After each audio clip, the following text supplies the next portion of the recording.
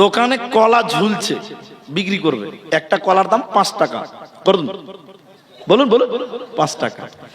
দোকানি দেখছে প্রতিদিন 50 পিস কলা বিক্রি হয়।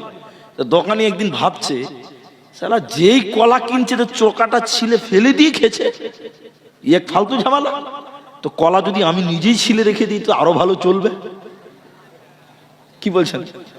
ওইটা যদি আমি ছিলিয়ে দিই তো আরো চলবে। দোকানি সকালবেলায় এতটি কলা সবটি চোকা ছিলিয়ে রেখে দিয়েছে। যেই কলা কিনতেছে কলা থেকে আর কেউ খাবে? এরা কথা বলে না, খাবে গো? সারা দিনে 1 পিস কলা বিক্রি করতে পারে।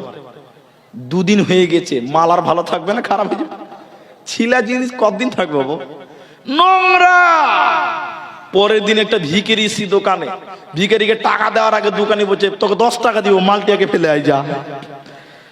তো মাল চোকার ভিতরে থাকলে ওর দাম আছে, লোক 5 টাকাতে কিনবে, আর চোকা থেকে বাইরে বের হলে টাকা দিয়ে মাল ফেলতে হবে। হ্যাঁ কিনা বলো?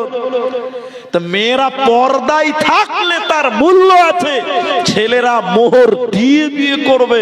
মেয়ে যদি ল্যাংটা হয়ে চলে যৌতুক দিয়ে বাপকে বিয়ে দিতে হবে। হ্যাঁ কিনা বলো? ইসলাম মোতাবিক চলো, তোমার মূল্য হবে।